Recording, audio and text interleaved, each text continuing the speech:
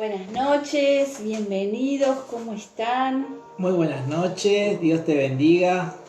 Bienvenidos en esta fría noche de julio, ya llegando al final del mes de julio y llegando al final de los fríos también, si Dios quiere. Pero bueno, contentos de que podamos tener este nuevo encuentro para seguir conociendo más de la palabra del Señor. Amén, bienvenidos a todos los que ya están conectados, prontos para tener lectura de este capítulo tan lindo de Marcos. Es un capítulo espectacular, ya estamos llegando al final del Evangelio de Marcos y te felicitamos si has estado con nosotros desde el capítulo 1.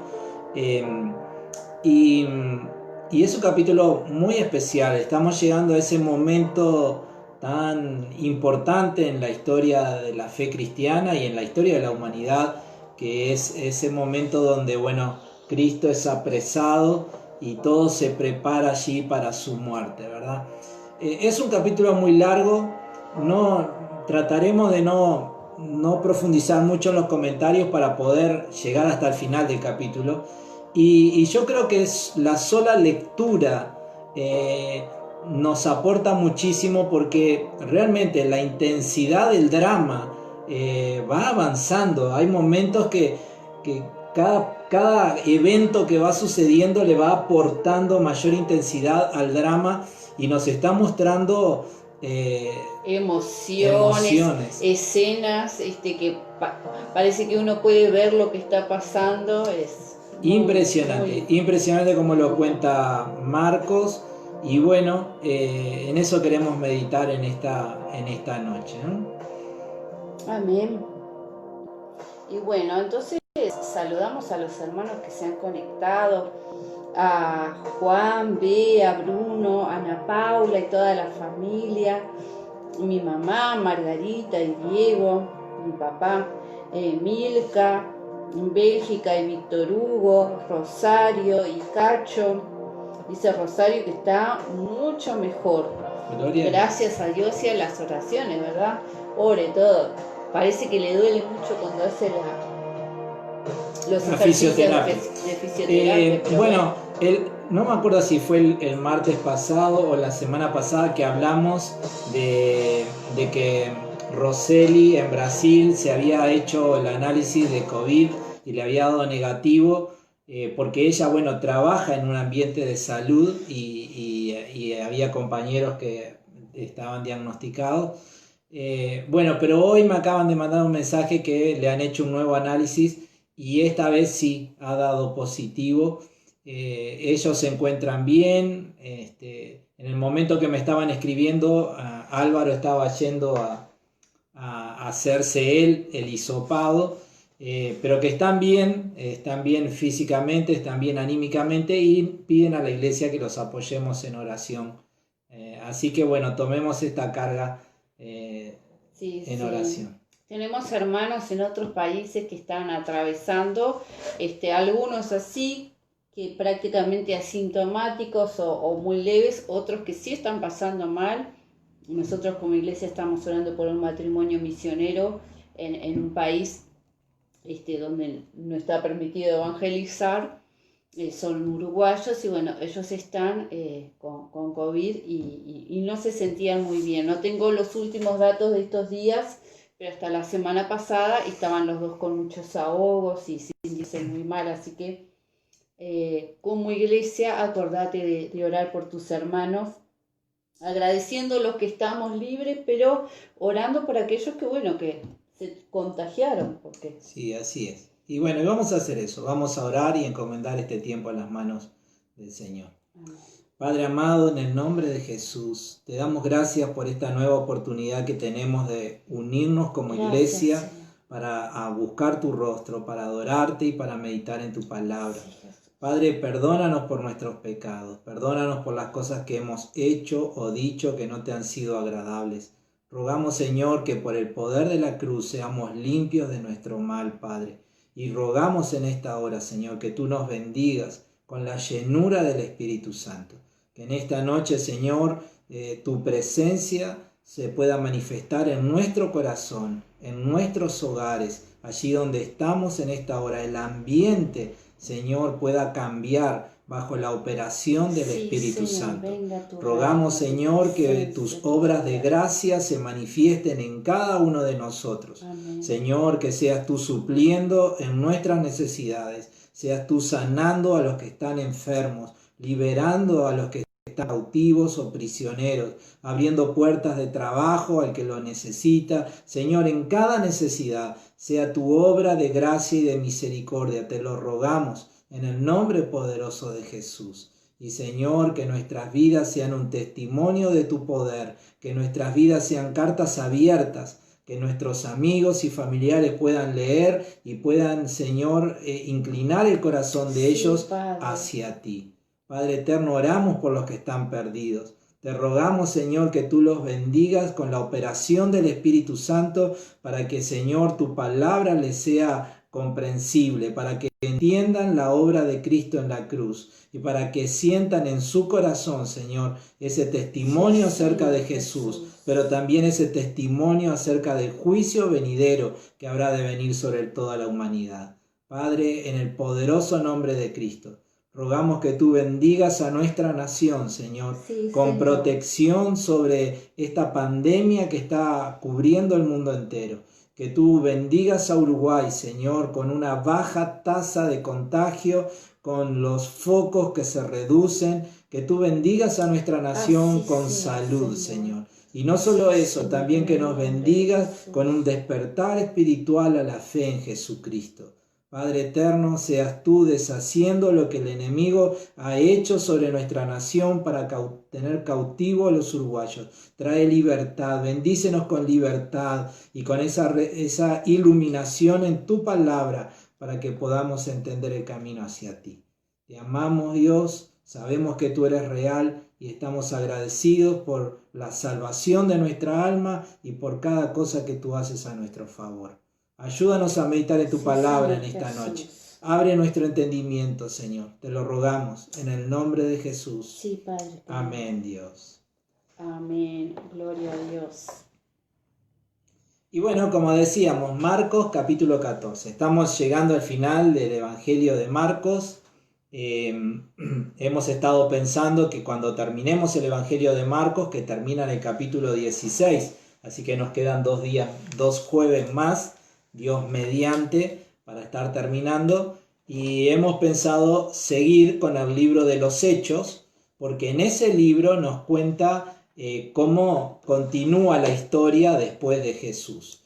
Te hemos animado a que puedas leer los otros evangelios que paralelamente también te van a estar hablando acerca de la vida de Jesús, como lo está haciendo Marcos, que es el de Mateo y el de Lucas, y que también puedas leer el Evangelio de Juan. Juan se distancia un poco de ellos y se vuelve, sus palabras, son un poco más profundas en cuanto a la enseñanza que nos traen acerca de Jesucristo, pero es un evangelio espectacular, ¿verdad? Tenés que leerlo. Así que mientras vas esperando de jueves en jueves estos encuentros, podés ir leyendo los otros evangelios y de esa manera, teniendo una idea más completa acerca de la persona de Jesús y de la obra de Jesús. Marcos, capítulo 14. Los primeros versículos ya nos dan el contexto de lo que estaba sucediendo. Recordad que esta es la última semana en que antes de que Jesús sea apresado y luego muerto en la cruz, Él está en Jerusalén. Hay un motivo por el cual Él está en Jerusalén y es el ir a guardar, a celebrar la fiesta de la Pascua, que era una de las 3 fiestas obligatorias que todos los judíos tenían que ir a Jerusalén para celebrar. Y Él está allí junto con todos los discípulos, pero hay un propósito más elevado también para su presencia en esta oportunidad. Dice: 2 días después era la Pascua y la fiesta de los panes sin levadura, y buscaban los principales sacerdotes y los escribas. Y buscaban los principales sacerdotes y los escribas cómo prenderle por engaño y matarle. Y decían: no durante la fiesta, para que no se haga alboroto del pueblo.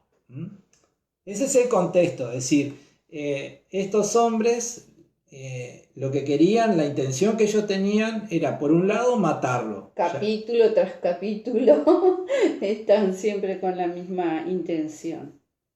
Y lo otro interesante para tener en cuenta es que ellos quieren hacerlo, quieren matar a Jesús, pero no quieren provocar ningún alboroto. ¿Por qué esta palabra? En primer lugar, porque tenemos que recordar que el pueblo judío es un pueblo dominado, que estaba bajo el dominio del Imperio Romano. Y cualquier forma de alboroto, y la historia nos dice que el pueblo judío era muy alborotador, provocaba una respuesta desde Roma y eso era malo para ellos. Al punto que unos años más adelante, en el 70 después de Cristo, los romanos vienen y destruyen la ciudad y destruyen el templo en respuesta a estas actitudes alborotadoras. Entonces ellos estaban siempre bajo ese miedo, ese temor que hicieran algo que provocara la respuesta del Imperio Romano. Pero además tenemos que tener en cuenta el contexto de la fecha, de esta fecha tan particular en el calendario judío. Había un dato allí donde decía que probablemente en esta fecha hubiera en Jerusalén más de un millón de personas reunidas en ese lugar. Así que vean cuán delicado era el tema de hacer algo justamente con una persona que era sumamente pública y que pudiera provocar un enfrentamiento de partes, ¿no? Había muchísima gente, más de 1 millón de personas reunidas en esta semana para celebrar esta fiesta en Jerusalén y en los alrededores, obviamente. Entonces el tema de no hacer nada que provocara un alboroto, era lo que el temor, el miedo que había en el corazón de estos hombres. Pero lo que hay que subrayar es que lo que ellos querían hacer era matarlo a Jesús, ¿verdad? Eso es lo que ellos quieren hacer. En un momento más vamos a hablar sobre la Pascua y los panes sin levadura. No lo hablamos ahora porque más adelante lo volvemos a encontrar, la celebración. Versículo 3 dice: pero estando él en Betania, está hablando de Jesús, en casa de Simón el leproso, y sentado a la mesa, vino una mujer con un vaso de alabastro de perfume, de nardo puro, de mucho precio, y quebrando el vaso de alabastro se lo derramó sobre su cabeza. Y hubo algunos que se enojaron dentro de sí y dijeron: ¿para qué se ha hecho este desperdicio de perfume? Porque podía haberse vendido por más de 300 denarios y haberse dado a los pobres, y murmuraban contra ella. Pero Jesús dijo: dejadla, ¿por qué la molestáis? Buena obra me ha hecho. Siempre tendréis a los pobres con vosotros, y cuando queráis le podéis hacer bien, pero a mí no siempre me tendréis. Esta ha hecho lo que podía, porque se ha anticipado a ungir mi cuerpo para la sepultura. De cierto os digo que donde quiera que se predique este evangelio en todo el mundo, también se contará lo que ésta ha hecho para memoria de ella.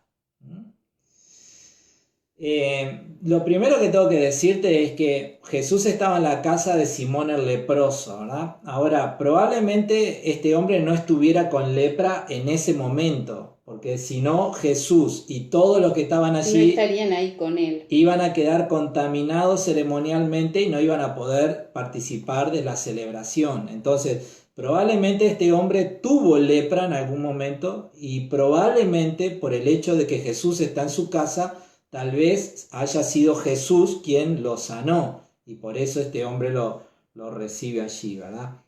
Y otra de las cosas que tenemos que tener en cuenta... hay otras versiones, por ejemplo la Nueva Traducción Viviente, que dice un hombre que había tenido lepra.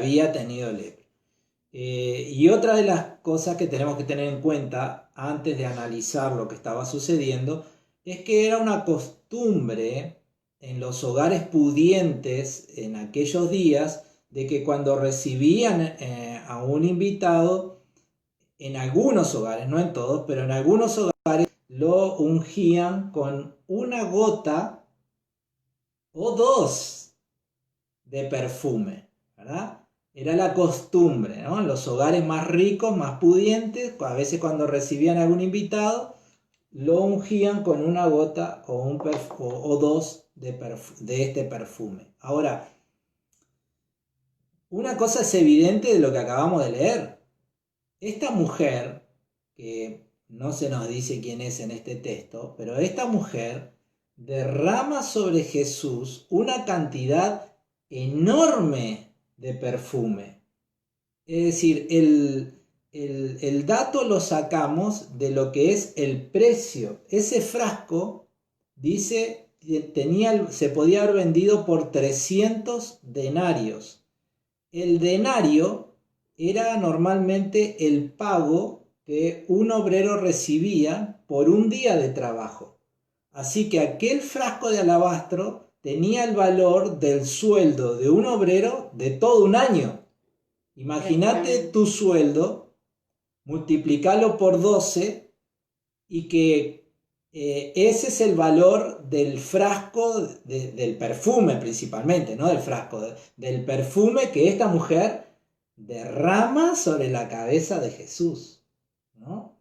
Era una cosa descomunal, era una cosa desmesurada, era algo que, bueno, escandalizó a los que estaban allí presentes, ¿verdad? Ahora, ¿qué es lo que nosotros tendríamos que resaltar de lo que esta mujer hace? Porque en realidad Jesús no le dice, ¿qué haces? ¿Estás loca? Todo esto lo podíamos haber administrado mejor. No, Jesús la defiende. Entonces, ¿qué es lo que podríamos nosotros señalar? Yo creo que esta enorme cantidad de perfume es una señal y una evidencia de la gran devoción, del gran amor, de la gran gratitud que esta mujer tenía por Jesús, ¿no? Pienso que también quizás el Espíritu Santo o algo le movió a ella a adorarle de esa manera tan extravagante, ¿no? Y al límite, que justamente sin ella saberlo era, como dice Jesús más adelante, señal de algo que también estaba por pasar. Entonces, pienso que Dios la puso en su corazón esa gratitud de ella, Dios la movió a hacer eso sobre Jesús. Exacto. Ahora, volviendo al tema de la gratitud, qué importante es para nosotros como creyentes que hemos sido salvados a través de la fe en Cristo, encontrar formas de manifestar exteriormente esa devoción a Jesús y esa gratitud, ¿verdad? Y no te estoy hablando de dinero, porque acá alguno dice, bueno, ahora va a pedir dinero. No, no te estoy hablando de dinero. El sueldo de todo el año. Te estoy hablando de adorarle, de ir a la iglesia a cantarle, de disponer de tu tiempo como lo estás haciendo ahora para escuchar su palabra, de apartar tiempo para hablar con él, pero no solamente para pedirle, sino también para agradecerle, ¿verdad? Es decir, encontrar formas o hacer algo de servicio, ¿verdad? Una forma sacrificial de ayudar a otros en el nombre de Jesús, porque bueno, estoy agradecido por lo que Jesús hizo por mí en la cruz. Entonces, qué interesante es, y quería señalar eso, que ese amor que todos nosotros tenemos y esa gratitud que todos nosotros tenemos desde el momento que entendemos el precio tan alto que Cristo pagó por nosotros en la cruz, que encontremos formas de exteriorizarlo, que encontremos formas de mostrarlo, mostrárselo a Él principalmente, ¿verdad?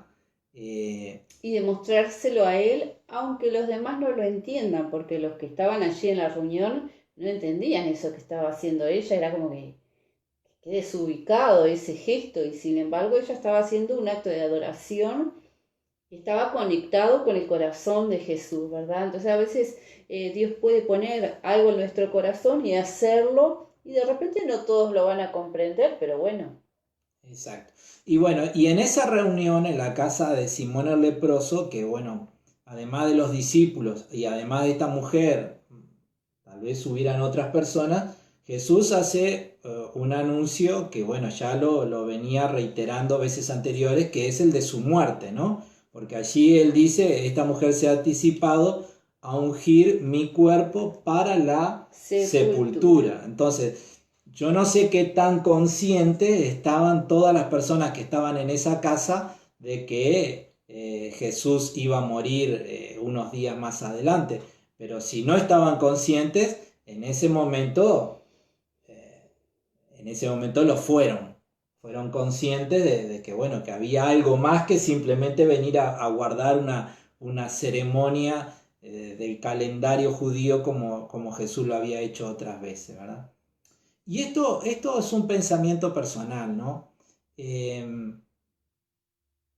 Yo creo que también el hecho de este perfume que embadurnó a Jesús y seguramente sus ropas, es decir, un frasco de perfume tiene que haber penetrado en su pelo, en su piel, en la ropa que tenía. No debe haberse salido así muy fácil, ¿no? Y más un perfume de buena calidad. Yo creo que en cierta manera también, y en esto estoy siendo muy poético, si querés ponerle la palabra, es decir, yo creo que también ese perfume ayudó en cierta manera o mitigó en cierta manera los horrores de la cruz, ¿verdad? Porque bueno, allí la Por lo menos sangre, la los preparación Claro, pero si este olor quedó impregnado en Jesús, yo creo que cuando él estaba sufriendo todo aquello, ese olor que le hacía recordar a que, bueno, había personas por las que valía la pena morir, le ayudó. Ahora, esto no está en la Biblia, no. esto es un pensamiento mío personal, ¿verdad? Entonces, hay dos anuncios que Jesús hace. Uno es el de su muerte y el Acuérdense otro... que pueden comentar y pueden dar sus opiniones así también, con libertad, y las leemos. Y el otro anuncio que Jesús hace es en el versículo 9, que no nos tiene que pasar desapercibido, que Jesús está anunciando de antemano la proclamación del Evangelio en todo el mundo. Es decir, hasta ese momento las buenas nuevas estaba, bueno, reducido al grupo que estaba allí en Jerusalén. Ahora Jesús, de una manera visionaria, mirando hacia adelante, él habla de la predicación del Evangelio y él dice en todo el mundo, ¿no? Es decir, cómo este plan de Dios que se venía cumpliendo estaba plenamente claro en la mente y en el corazón de Jesús, y era un plan que no se terminaba en la cruz, era un plan que la cruz era una etapa nada más y que luego le continuaban otras, ¿verdad? Cómo la palabra de Dios se cumple hasta en los más pequeños detalles, porque Jesús dijo esto y acá estamos más de 2000 años después, en Uruguay, hablando de lo que hizo esta mujer. Exacto. Entonces, bueno, de cierta manera Jesús allí, antes de morir, ella está dando esta idea de lo que va a ser luego la evangelización del mundo entero, ¿no? ¿Algún comentario? Bueno, no, saludos, están conectándose Ximena con la familia, allí Isabel, mandamos un saludo a toda la familia, Olga y Eda también, que se fueron sumando, y bueno, pero pueden comentar con libertad lo que estamos leyendo, lo que estás leyendo, lo que viene a tu corazón. Exacto, o preguntar, ¿verdad? O preguntar. Versículo 10. Entonces Judas Iscariote, uno de los 12, fue a los principales sacerdotes para entregárselo, y ellos al oírlo se alegraron y prometieron darle dinero, y Judas buscaba oportunidad para entregarle, ¿no? Como había todo un clima de adoración tremendo allí en la casa de Simón el leproso, y este hombre Satanás entra en su corazón y bueno, y él lo único que podía pensar era entregar a Jesús. El primer día de la fiesta de los panes sin levadura, cuando sacrificaban el cordero de la Pascua, sus discípulos le dijeron: ¿dónde quiere que vayamos a preparar para que comas la Pascua? Y envió 2 de sus discípulos y les dijo: id a la ciudad y os saldrá al encuentro un hombre que lleva un cántaro de agua, seguidle. Y donde entrare, decid al señor de la casa: el maestro dice, ¿dónde está el aposento donde he de comer la Pascua con mis discípulos? Y él os mostrará un gran aposento alto, ya dispuesto, preparad para nosotros allí. Fueron sus discípulos y entraron en la ciudad y hallaron como les había dicho y prepararon la Pascua. Y cuando llegó la noche, vino él con los 12. Hay 2 cosas interesantes para decir aquí. Una es, bueno, la celebración de la Pascua. No tiene nada que ver, no es la Pascua cristiana, no es la Pascua que celebramos nosotros, que es la resurrección de Jesucristo. Ellos, la Pascua judía, recuerda ese momento donde en la noche previa a salir de Egipto, después de estar 400 años esclavos en Egipto, ellos sacrifican un cordero y con la sangre pintan en la puerta del lado de afuera, en los marcos de la puerta, porque esa noche venía lo que era la última plaga enviada por Dios sobre todo Egipto, que era el ángel de la muerte que iba a matar a todos los primogénitos, pero cuando él veía la sangre pasaba de largo y no llegaba a aquel hogar. Y de esa manera los judíos no experimentan ese último juicio y al otro día comienza el peregrinar hacia la tierra prometida, que les va a llevar como 40 años llegar allí, ¿verdad? Entonces la Pascua de la que está hablando aquí recuerda ese momento que incluía, un cordero que era sacrificado. El cordero tenía que ser sacrificado en el templo durante la tarde y era cocinado, era asado en la noche, ahí en ese lugar donde con hierbas amargas. Con hierbas amargas, que recordaba, todo lo duro que había sido tanto la esclavitud en Egipto como el peregrinar, el pan sin levadura.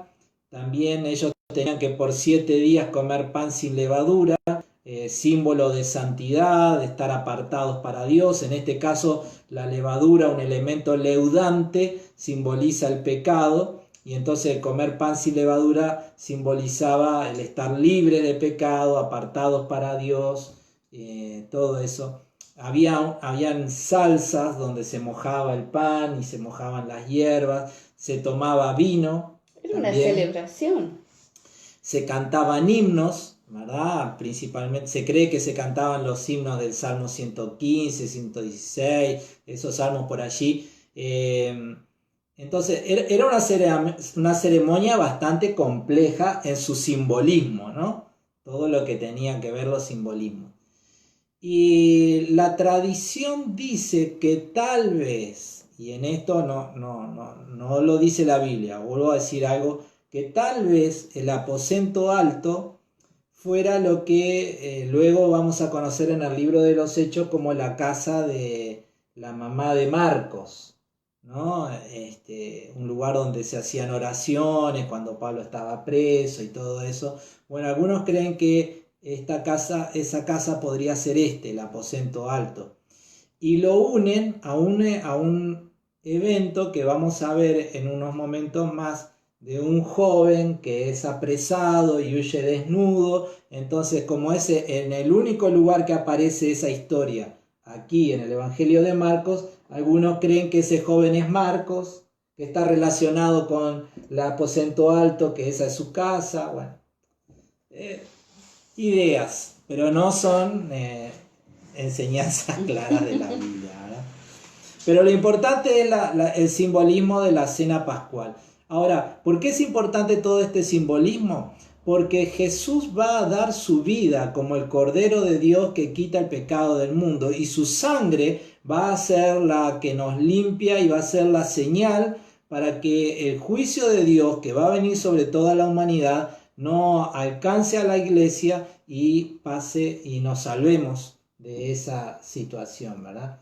Entonces, por eso la importancia del simbolismo, de entender que el símbolo que tiene la cena pascual para los judíos en esa noche. Juan el Bautista, cuando lo ve a Jesús, dice aquí el Cordero de Dios que quita el pecado del mundo, está refiriéndose a lo que Jesús va a hacer en la cruz y en relación a este simbolismo de la cena pascual. Amén. No sé si querés agregar algo, No. si hay algún comentario. Raquel comentó de lo que hablamos anterior, en todo momento dar gracias, por más que estemos pasando momentos difíciles, por el tema de la adoración que habíamos hablado. Sí, lo del perfume de alabastro, lo del perfume que unge a Jesús y todo eso, bueno, tenés que verlo como esa expresión de gratitud de tu corazón hacia Él, que puede tomar muchas formas, ¿verdad? Muchas formas. Y bueno, estando allí en el aposento alto, versículo 18, y cuando se sentaron a la mesa, mientras comían, dijo Jesús: de cierto os digo que uno de vosotros que come conmigo me va a entregar. Eso fue una bomba, ¿verdad? Como decir, bueno, estamos todos acá reunidos, recordando la liberación del pueblo de la esclavitud de Egipto, toda la ceremonia, la mesa, nos sentamos, se sentaban en el piso, sobre almohadones, se recostaban sobre un brazo y estaban todos allí en esa atmósfera de adoración, de gratitud, cantando al Señor, adorándole con los himnos, y de repente Jesús dice, bueno, todo muy lindo, pero hay uno de ustedes que me va a traicionar. Hay un traidor. Tremenda bomba, ¿verdad? En medio de esa celebración. Entonces ellos, versículo 19, comenzaron a entristecerse y a decir uno por uno, ¿seré yo? Y el otro, ¿seré yo? Él respondiendo les dijo, es uno de los 12 el que moja conmigo en el plato. A la verdad, el Hijo del Hombre va según está escrito de él, mas ay de aquel hombre por quien el Hijo del Hombre es entregado, bueno le fuera a este hombre no haber nacido. Y en todo esto probablemente Judas estaba sentado ahí, ¿no? Muy cerca de Jesús. Entonces vemos ese anuncio tremendo de la traición, ¿no? Y todo esto tenemos que ir viéndolo como un aumento en la intensidad del drama que está recayendo sobre Jesús, ¿no? Es decir, porque no es solamente que voy a morir, sino que además voy a ser traicionado por uno de mis 12 por amigos. Uno de mis 12 que han estado conmigo durante 3 años y medio caminando al lado mío. Es decir, el drama se estaba poniendo cada vez más intenso, ¿no? Y me interesa resaltar lo que dice el versículo 21. Hablando Jesús una vez más, otra vez vemos cómo todo lo que sucedió no fue casualidad, no estuvo fuera de los planes de Dios, sino que todo cumplió a la perfección el plan que Dios tenía preparado desde la eternidad. Porque dice en el versículo 21, a decir verdad, el Hijo del Hombre sigue su camino como está escrito de él. Es decir, todo lo que iba a suceder con Jesús hacía a lo que ya estaba determinado por Dios desde la eternidad. En el libro de Isaías, el capítulo 53, versículo 12, dice, por eso yo le daré parte con los grandes y él repartirá despojos con los fuertes, porque él derramará su vida hasta la muerte y será contado entre los pecadores. Llevará sobre sí mismo el pecado de muchos y orará en favor de los pecadores. Y eso es lo que hizo Jesús en la cruz. Entonces Jesús estaba plenamente consciente de su misión y todo lo que estaba sucediendo, todo lo que ha venido sucediendo con él y todo lo que va a seguir sucediendo con Jesús, hacía perfectamente a lo que ya estaba profetizado en el Antiguo Testamento, a lo que Dios ya había determinado desde la eternidad como plan de salvación y de redención por la humanidad, ¿verdad? Amén. Entonces Jesús ahí bueno, le habla del que lo estaba engañando, pero deja en claro que él iba a llegar a la cruz no solo por la maldad de un grupo de personas que se habían puesto de acuerdo para entregarlo y para matarlo, sino que él iba a llegar a la cruz porque ese era el plan desde la eternidad, que él llegara a la cruz y derramara su vida en sacrificio por todos nosotros. Amén. Como lo dice ahí en Isaías 53, que habla el relato en pasado, o sea, es algo que ya estaba totalmente determinado y consumado en los cielos, ¿no? Y los detalles de los sufrimientos y la causa, ¿no? En rescate por todos nosotros, por nuestros pecados, que Él iba a tomar sobre sus hombros.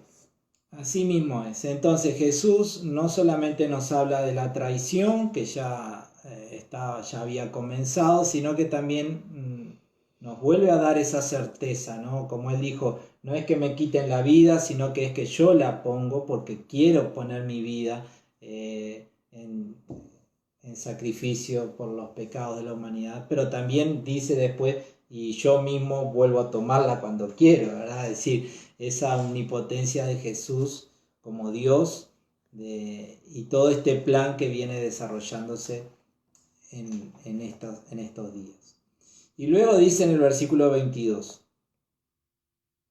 y mientras comían, Jesús tomó pan y bendijo y lo partió y les dio, diciendo, tomad, esto es mi cuerpo, y tomando la copa y habiendo dado gracia, les dio y bebieron de ella todos, y les dijo, esto es mi sangre del nuevo pacto, que por muchos es derramada. De cierto os digo que no beberé más del fruto de la vid hasta aquel día en que lo beba nuevo en el reino de Dios. Bueno, esto nos recuerda la celebración que además este domingo vamos a tener en el templo de la Cena del Señor, ¿no? Amén. Y donde el pan y el vino son símbolos de esa muerte horrible que Jesús sufrió por nosotros y de ese nuevo pacto que ahora Dios nos extiende a todos los hombres a través de Jesús. Amén. ¿No?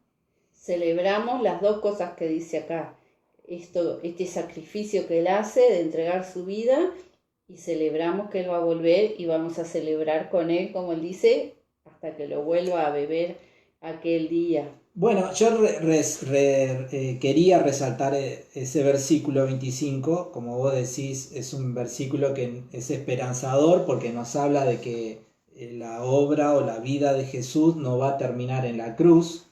Vamos a ver lo que en otros momentos, en otros pasajes aquí mismo también, Él da a entender que la cruz es una etapa en la obra de Él como Mesías y que después de la cruz van a seguir sucediendo cosas. Pero también me gustó para dejar planteada una pregunta, ¿no? Porque allí dice, de cierto les digo que no volveré a beber del fruto de la vid hasta el día en que lo beba vino, hasta el día en que beba el vino nuevo en el reino de Dios. Ahora, la pregunta que dejo planteada es la siguiente. ¿Esto es literal o es figurado? Es decir, realmente... y te lo tienen que contestar ellos. Realmente...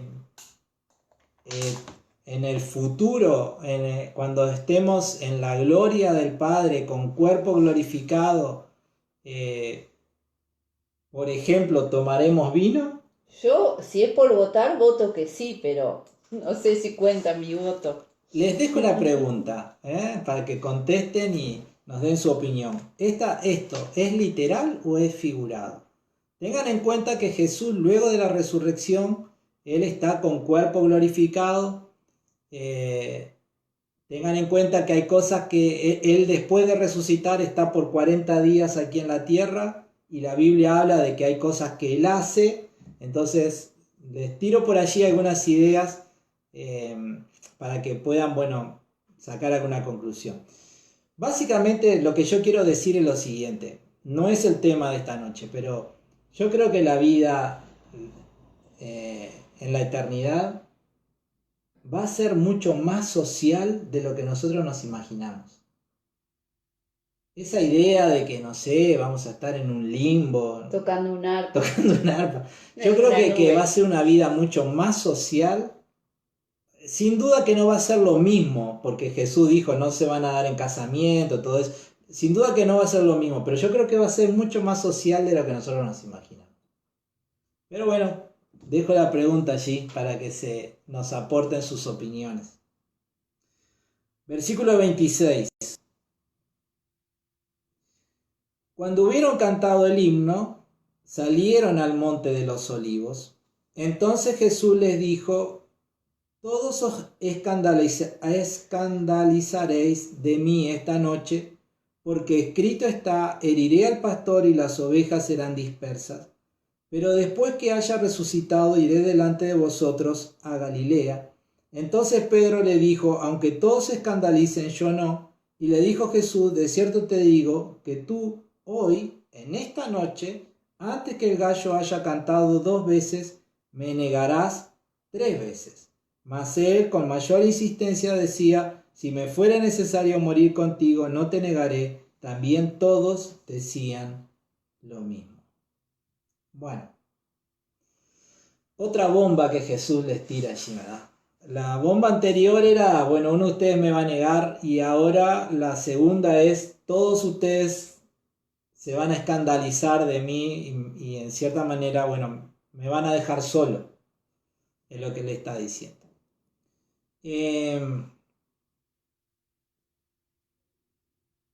Fue un mensaje, no sé, yo no sé si lo entendieron, ¿verdad? Pero quería resaltar lo que ya había dicho anteriormente en el versículo 28. Esa nota de esperanza. Iba a ser una noche trágica no solamente para Jesús, iba a ser una noche trágica también para los discípulos. Yo creo que en parte por eso él ahora en un momento más le va a decir: hey, pónganse a orar, miren que... porque Jesús sabía que el tiempo que venía por delante era un tiempo difícil. Pero también esta nota de esperanza, ¿no? Después que haya resucitado, iré delante de vosotros a Galilea. Como volvemos a decir lo mismo que recién dijimos. La cruz no iba a ser el final del camino para Jesús. La cruz era una etapa en el camino de Jesús. Y Jesús acá ya les está diciendo: bueno, voy a morir, me van a matar, me van a llevar a la sepultura, pero yo voy a resucitar. Y tengo planes para después que resucite, ¿no? Porque él está diciendo: bueno, ahora esta noche ustedes se van a dispersar, me van a dejar solo, pero después que resucite nos vamos a volver a juntar, ¿no? Es decir, los planes de Jesús. Es decir, que a pesar de que ellos lo iban a traicionar, en un sentido más leve que el de Judas, pero lo iban a traicionar, a dejar solo, aún así Jesús está diciendo: bueno, pero cuando resucite, vámonos a Galilea, encontrémonos en Galilea. Yo los voy a encontrar en Galilea. A mí lo que, primero, Raquel y tu mamá dice sí, literal. Esa, bueno, ¿será por el vino o será por el aspecto social? Y las dos cosas, me imagino, ¿no? Y yo lo que nunca deja de sorprenderme, Jesús es Dios, ¿no? La claridad de Jesús del presente, de hablarlo de una manera como que está viendo, como que ya vio todo lo que está pasando. Eso a mí me genera esa paz de que está todo tan bajo el control de la mano del Señor. Así, aunque Él le dijo a los discípulos que se iban a asustar, y de hecho se asustaron, se escaparon, le negaron tal como Él lo había dicho, porque lo que Él dice se cumple. Tantos sucesos que uno no entiende, que puede asustarse o preocuparse, pero nunca dejar de tener claro que nuestras vidas, los tiempos, los acontecimientos mundiales, las cosas que pasan, están bajo el control de lo que Dios planificó, y que Dios tiene buenos planes para nosotros, y que así como Él les dijo a ellos que se iba a juntar en Galilea, también Él se va a juntar con nosotros en determinado momento, que en nuestra vida no está a la deriva. ¿Cómo vamos a resolver? Que en su palabra nos deja claro las indicaciones, las direcciones, las advertencias, para que en medio de estos tiempos confusos como los que estaban enfrentando los discípulos a partir de este momento, que hasta a ellos mismos les pareció que se había terminado todo, aunque Jesús ya les había dicho que todo iba a continuar, que iba a resucitar, pero aún así ellos no. Y bueno, y con nosotros es lo mismo. Aunque a veces nos parece, bueno, acá esto qué va a pasar, hacia dónde vamos a ir, cómo vamos a resolver esto, qué va a pasar con la iglesia, qué va a pasar con mi vida, dónde... Pero en las manos de Dios está todo seguro, cierto, tiene un rumbo, tiene una forma de continuar, y bueno, ahí tiene que ser nuestra fe y nuestra seguridad en quién estamos confiando, ¿no?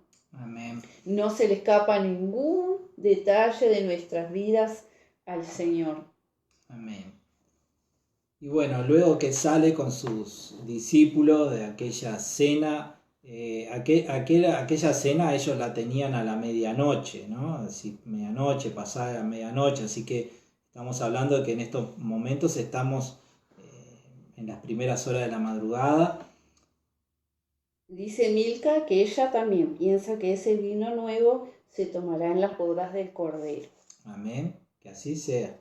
Yo prefiero también estar en la gloria del Señor, pero con una idea más activa, social, participativa.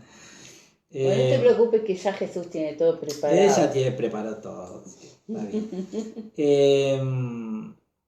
Y bueno, Él les anuncia lo que la noche negra que ellos van a pasar también.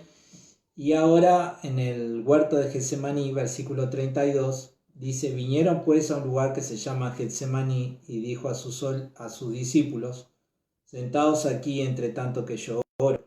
Es interesante que Getsemaní es densa de olivo, ¿no? Y realmente ahora vamos a ver cómo Jesús está bajo la presión de una tremenda prensa, que es todos los eventos que están por venir por delante. Sentados aquí entre tanto que yo oro.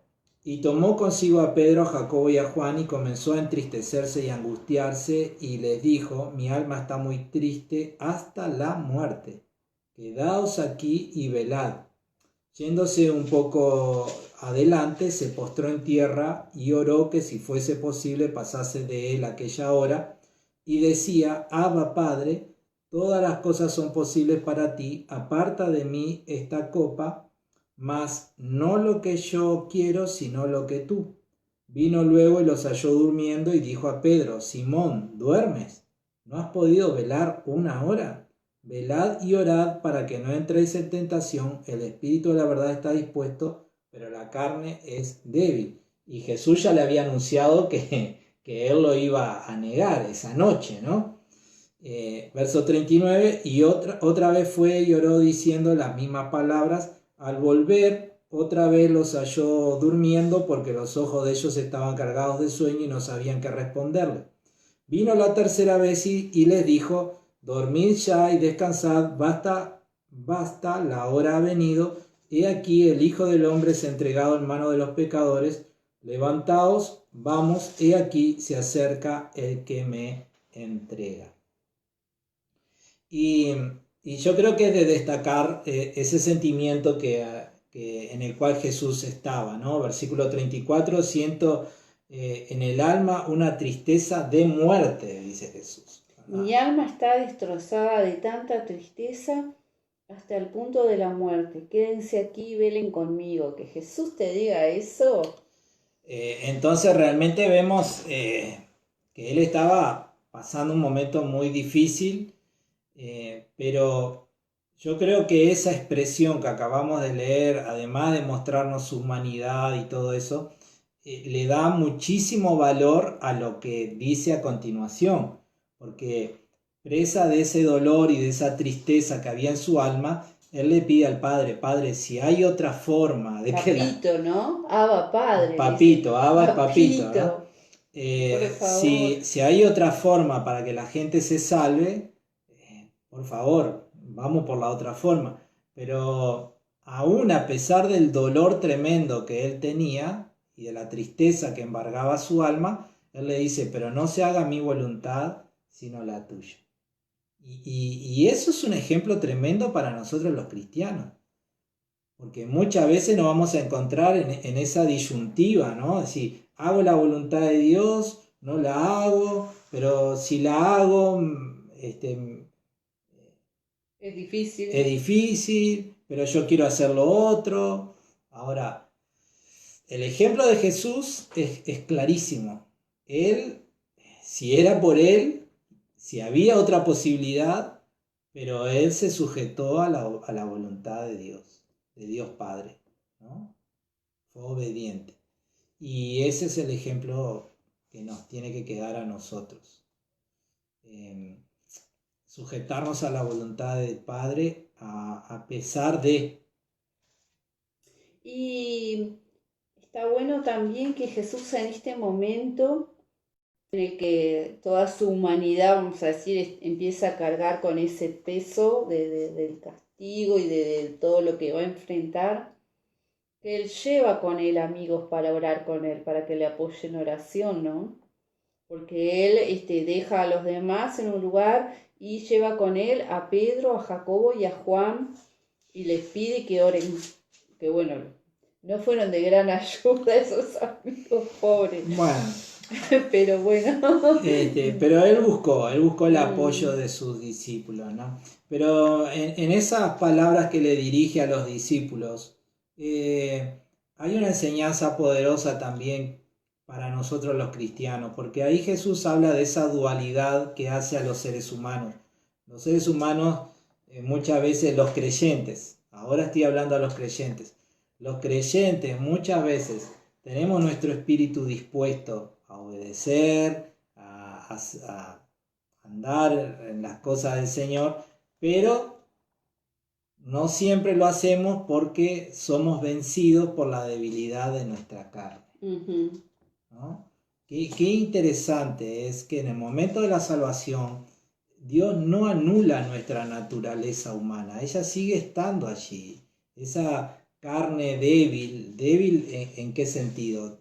Débil en el sentido no de que no tenga fuerza, sino que sucumbe ante cualquier tentación, ¿verdad? Ante cualquier cosa que la atrae, bueno, es débil en el sentido que se va detrás de eso y bueno, y esa es la dualidad que encontramos y esa es la lucha que tenemos todos los cristianos hasta el final, de fortalecer nuestro espíritu para que sea el espíritu el que prevalezca sobre esa debilidad de la carne para ceder frente a las tentaciones.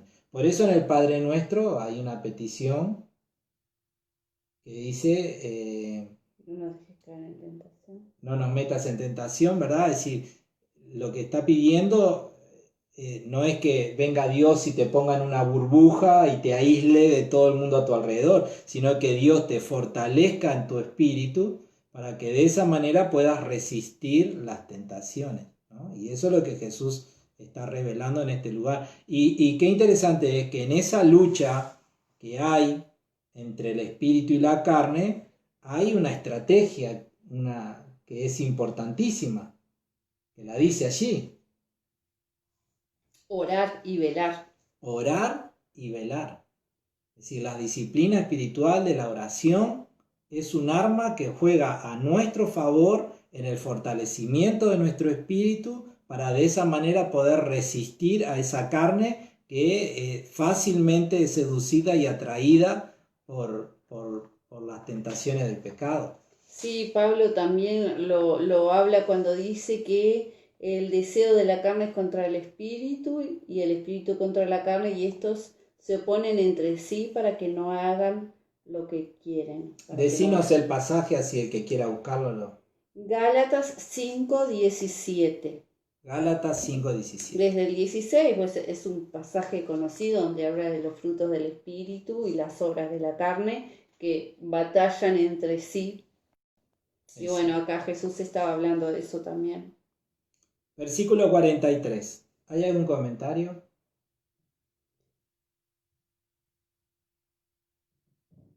Ya te digo. No. No Bueno. conozco. Versículo 43. Luego, hablando él aún, vino Judas, que era uno de los 12, y con él mucha gente con espadas y palos. Observen que Marcos continuamente dice Judas, que era uno de los 12, es decir, Marcos está subrayando la profundidad de la traición, El traidor. Está subrayando que ese traidor no era uno cualquiera, era uno de los 12. Uno de los que había estado con Jesús, viendo sus milagros, escuchando sus enseñanzas. Qué importante es cuidar nuestro corazón y la codicia, como dice la palabra, que el amor al dinero es el principio de todos los males, bueno, y otras cosas que habrían en el corazón de Judas, ¿no? Pero estando al lado de Jesús, experimentando a Jesús en persona, ¿cómo él fue capaz de esto tan ruin, ¿no? Sí, su corazón no era bueno. Es uno de los pocos casos en la Biblia, creo que dice que entró Satanás en su corazón, ¿verdad? Luego, hablando él aún, vino Judas, que era uno de los 12, y con él mucha gente con espadas y palos de parte de los principales sacerdotes y de los escribas y de los ancianos. Estamos hablando de las primeras horas de la madrugada, ¿no? Y el que le entregaba les había dado señal diciendo: al que yo besare, ese es, prendedle y llevarle con seguridad. Perdón, acá tengo dos comentarios. Uno que dice: Jesús siempre tiene lo mejor para nuestras vidas, que viene de lo que estábamos hablando antes. Después Milka dice que bueno cuando pedimos algo poder decir: Señor, que se haga tu voluntad y no la mía. Él sabe que es lo mejor para nosotros. Y después Olga pregunta: velar, ¿es estar alerta siempre? Sí, ¿cómo entenderías vos la palabra velar? Y sí, estar atento, alerta, pero en el sentido de estar en comunión con Dios, con su espíritu, ¿no? O sea, el velar y orar son dos cosas que van juntas. Sí, la palabra velar hace referencia a eso, a estar alerta. Jesús la usa mucho también en los anuncios que él hace acerca de los últimos tiempos, antes de su venida, de estar velando, de estar atentos, de estar despiertos, espiritualmente preocupados por nuestra relación con el Padre. La salvación es a través de la fe en Cristo y en eso podemos estar seguros. Pero sin duda que la Biblia nos llama a lo largo del Antiguo y del Nuevo Testamento a estar velando por nuestra condición espiritual. Es decir, es preguntándonos cómo estoy, o haciendo esta pregunta, cada día se hace esta pregunta: si Jesús viniera ahora, ¿me voy con él? Sin duda que la respuesta a esa pregunta nos va a ayudar a entender la situación en la que estemos en ese momento, y esa es una manera de mantenernos despiertos y alerta. También el velar y estar alerta, bueno, tiene que ver con los engaños con que el enemigo quiera tratar de apartarnos del camino verdadero. Es decir, estar con los ojos abiertos para que nuestra salud espiritual sea la mejor posible. Y si no, después voy allí, nos sentamos porque es mi mamá. Versículo 45. Y cuando vino, se acercó luego a él y le dijo: Maestro, maestro, y le besó. Entonces ellos le echaron mano y le prendieron. Todavía más feo entregarle con un beso, ¿no? Pero uno de los que estaban allí, sacando la espada, hirió al siervo del sumo sacerdote cortándole la oreja. Y respondiendo Jesús les dijo: como contra un ladrón habéis salido con espadas y con palos para prenderme. Cada día estaba yo con vosotros enseñando en el templo, y no me prendisteis. Pero es así para que se cumplan las Escrituras. Entonces todos los discípulos, dejándole, huyeron. Pero cierto joven, ya dijimos quién podría llegar a ser, le seguía cubierto el cuerpo con una sábana, y le prendieron, mas él, dejando la sábana, huyó desnudo. Bueno, es horrible la forma en que Judas lo traiciona a Jesús, ¿no? Los otros evangelios le aportan un poquito más de información acerca de algunos eventos que sucedieron, como cuando Jesús habla y todos caen para atrás, o que Pedro le corta la oreja al siervo que se llama Malco y Jesús se la pone en su lugar de vuelta. Que le dice, ¿no ves que si yo quiero viene una legión de ángeles a defenderme? Y me defiende. Pero acá en Marcos, bueno, todo eso no está. Ahora, de lo que hemos leído que dice aquí Marcos, me pareció interesante resaltar lo que dice el versículo 49, ¿no? Dice, todos los días estuve con ustedes enseñando en el templo y no me prendieron, pero esto sucede para que se cumplan las Escrituras.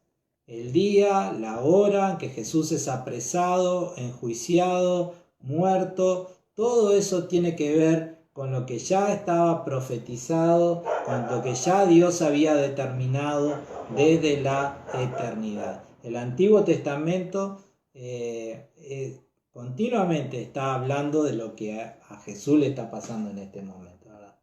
Entonces me encantaría que entendiéramos que todo esto no era una serie de eventos circunstanciales o fortuitos que se iban dando por casualidad, uno detrás de otro. No, todo esto ya estaba escrito, estipulado. Dios estaba al control de toda la situación, de lo que estaba sucediendo. Cuando Judas decide entregarlo a Jesús, era el momento adecuado. Cuando estos hombres van a apresarlo a Jesús, ese era el momento adecuado, la hora, el día. Es decir, no hay nada que estuviera fuera del control de Dios.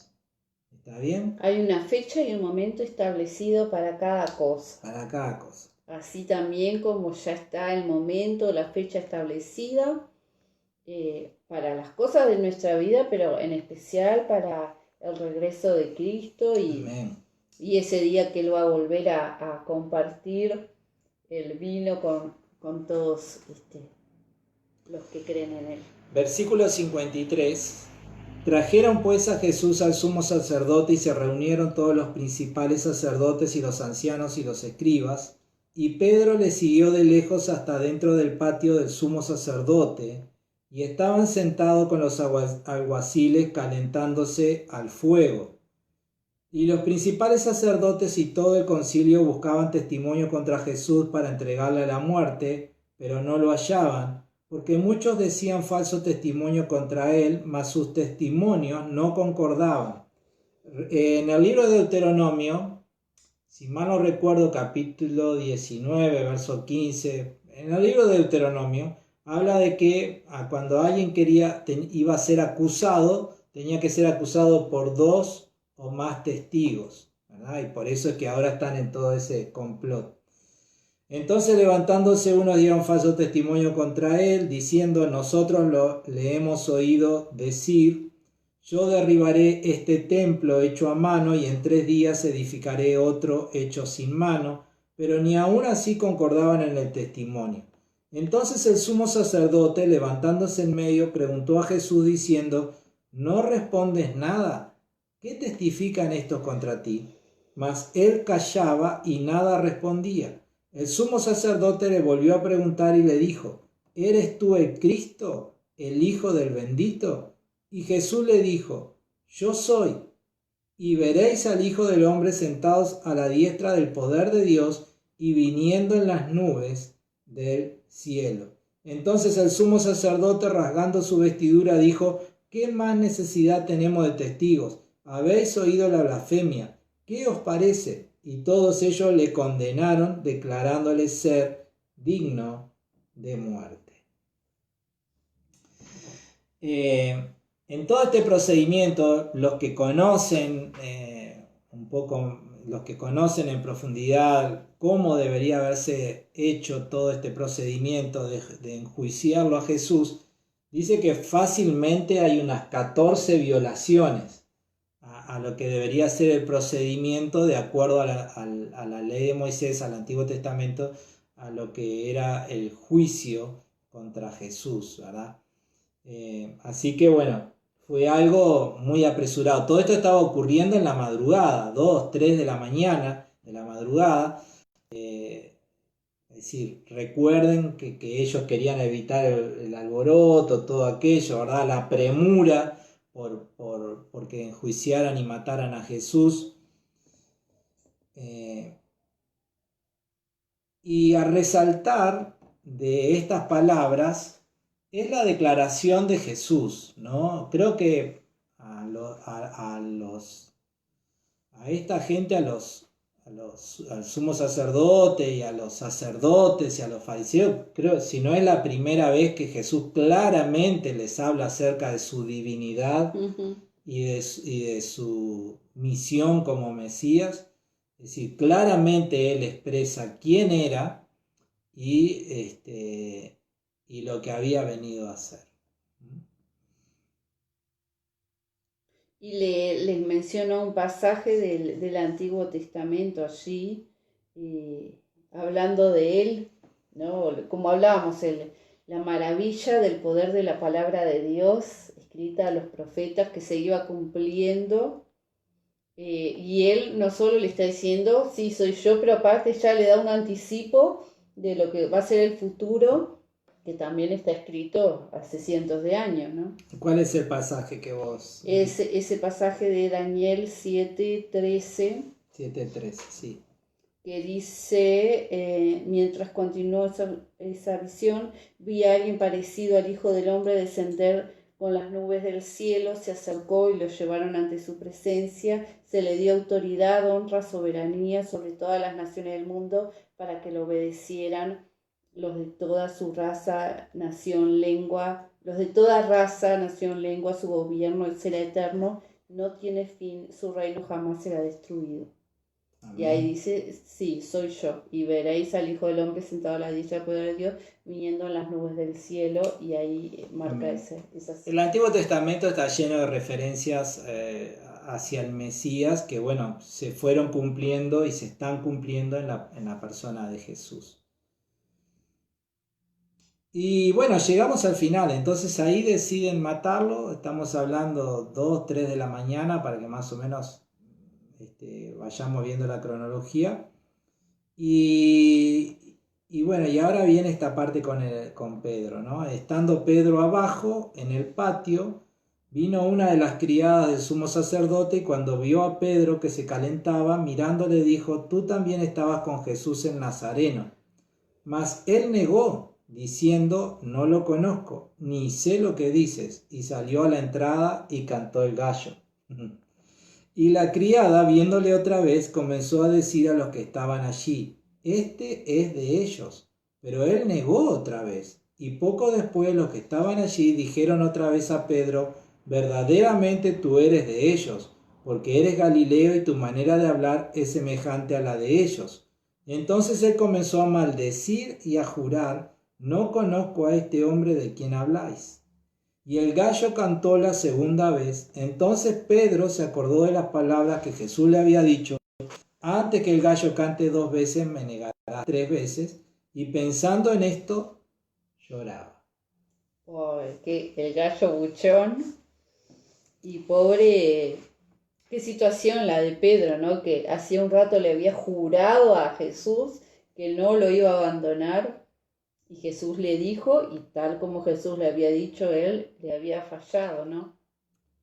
Sí, obviamente su intención era otra, porque él estaba intentando, era el único que estaba intentando acercarse, a ver si podía acercarse a Jesús, pero no pudo. No pudo.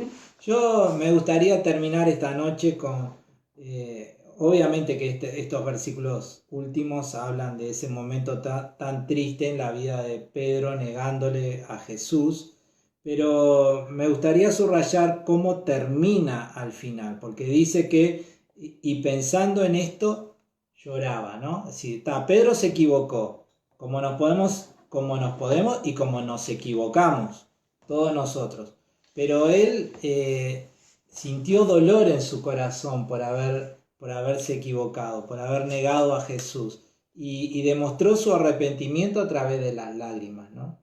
Y vemos cómo luego Pedro, investido con poder por el Espíritu Santo, se transforma en una persona totalmente diferente, y es el que se levanta y le predica, y 3.000 personas se convierten, y es el hombre que luego se enfrenta al Sanedrín, a este mismo grupo de personas que estaban condenando a Jesús, y bajo la amenaza de ellos de que no prediquen más de ese hombre, él les dice: ustedes juzguen a quién tengo que obedecer, si a ustedes o si a Dios, ¿verdad? Y valientemente él siguió predicando y no le importó más nada.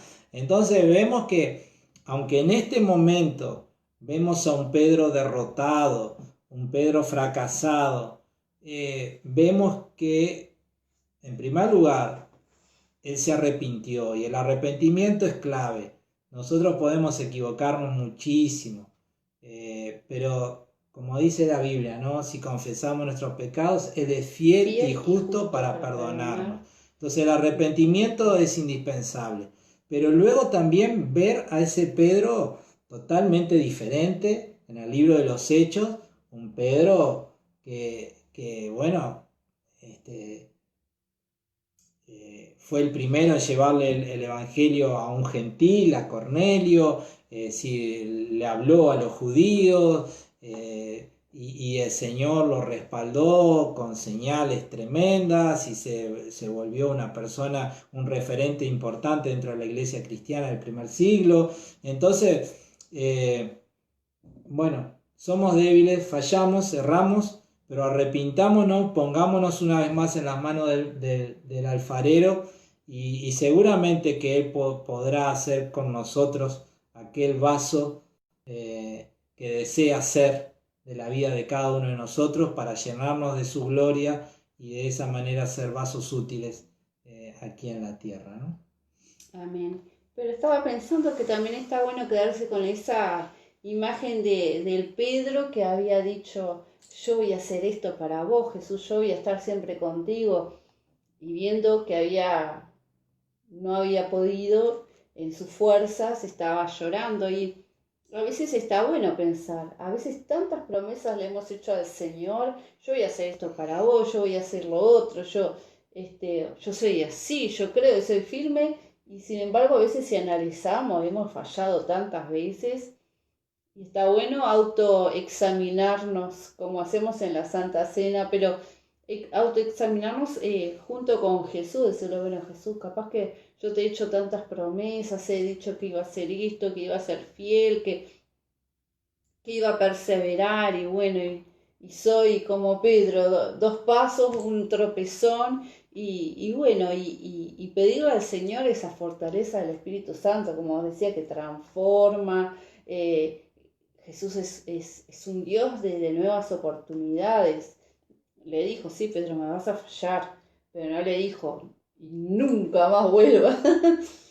Les dijo: yo me voy a encontrar con ustedes un tiempito después, unos días después, así que Jesús da nuevas oportunidades, pero está bueno reconocer lo que Pedro no reconocía unas líneas atrás. Él se veía a sí mismo como todo un valiente seguidor de Jesús. A veces no somos tan así y necesitamos reconocerlo, ¿no? Sí, a veces la realidad nos pega en la cara y nos duele. Y ahí tenemos que humillarnos. Padre, en el nombre de Jesús, te damos gracias por esta hora, Señor, que hemos podido meditar en tu palabra, por cada enseñanza que hemos podido leer de ella, Dios. Rogamos, Señor, que el Espíritu Santo nos ayude a seguir meditando, Dios, en lo que hemos oído, y que esta tu palabra pueda producir frutos en nuestra vida. Señor, en esta hora darte gracias por Jesús, por su obra en la cruz, por su sangre derramada por nosotros. Gracias. Gracias, Señor, porque a través de Él recibimos el perdón, la vida eterna. Gloria a tu nombre, Señor, por esa obra poderosa de Cristo que sigue siendo efectiva hoy. Y en esta hora pedirte perdón, Señor, por nuestras debilidades. Rogamos, Señor, que tú fortalezcas nuestro espíritu para que podamos resistir, Señor, esa debilidad de nuestra carne, Amén, Dios. Señor. Queremos agradarte en todo. Señor, ayúdanos a ser conscientes de nuestra debilidad y como lo hiciste con Pedro, Amén, Señor, Jesús. Transfórmanos, que seas tú poniendo de tu poder en nuestro corazón para que podamos, Señor, levantarnos como hijos fieles Amén, y que Jesús. podamos, Señor, también ser sumamente productivos y efectivos y fructíferos para ti, Señor. Gracias, Dios, Gracias. Señor, y ruego por cada persona que ha estado conectada en esta hora, que tú la bendigas con paz en esta noche, que tú la bendigas con un buen descanso, Señor, que tú bendigas a cada hermano y a cada amigo que ha estado conectado, Señor, con la manifestación de tu presencia en su corazón. Sí, Señor. Señor, seas tú poniendo ese testimonio en Amén. su corazón, Señor, de la necesidad de tener a Cristo. Gracias, Dios. Toda la gloria para ti. En el nombre de Jesús. Amén. Gloria a Dios. Dios te bendiga. Y bueno, ahora invitarte para el domingo. Vamos a estar celebrando la Cena del Señor. Acabamos de leer el significado que ese momento tiene tan importante. Y con los mismos símbolos vamos a estar recordando una vez más el alto precio que Jesús pagó por nosotros en la cruz. Te invitamos que lo puedas hacer con nosotros. Si estás en Tacuarembó, te esperamos en el templo, Washington Beltrán 267. Y si no, online lo estaremos transmitiendo para que desde tu casa tú puedas preparar la copa de jugo, de vino o el pan y luego juntos estar participando. Acá Raquel dice, me gusta mucho el himno que habla justamente que Jesús fue al huerto de Getsemaní, donde dobla sus rodillas para orar, es el himno 412. Y Milka dice, cuando el Señor resucitó le preguntó 3 veces a Pedro si le ama. ¿Tiene relación con que le negó 3 veces? Bueno, algunos creen que sí. No hay una relación directa, pero algunos creen que sí. Puede ser. Puede ser. Hay también una diferencia. Las 3 preguntas que Jesús hace no son en su contenido iguales. En la traducción al español parecen iguales, pero la tercera pregunta es un poco más profunda y eso hace que Pedro reflexione y le diga, Señor, tú lo sabes todo, ¿verdad? Como decir... pero podemos hablar de eso en otro momento. Pero algunos sí, algunos creen que pueda tener alguna relación. A mí me parece que sí. Dios les bendiga, un abrazo grande para todos. Y bueno, si Dios quiere nos volvemos a ver el domingo. Los que podamos nos reencontraremos presencialmente y los que no, nos seguiremos encontrando a través de las redes. Dios les bendiga, un abrazo grande, nos vamos escuchando un himno. ¿El 402? No es justamente ese. Lo buscaremos. Bendiciones. Una vez perdido vivía yo, lejos iba alrededor, mas la voz de Cristo me alcanzó, me llamó con tierno amor. Ay,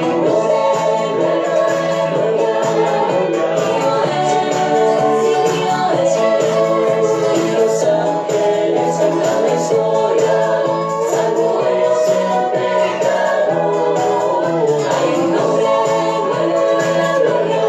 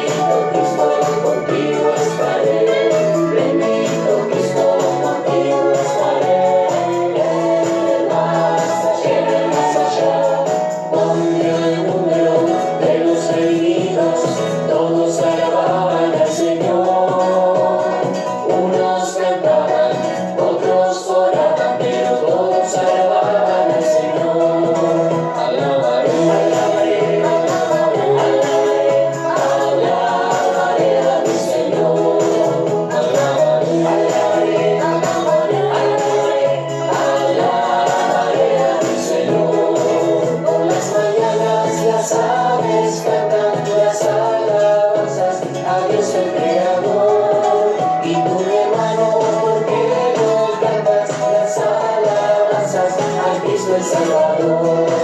Alabaré, alabaré, alabaré, alabaré a mi Señor. Alabaré, alabaré, alabaré, alabaré a mi Señor. Tantos alegría elevo a mi Rey y buen Salvador, y la gran historia es a Cristo.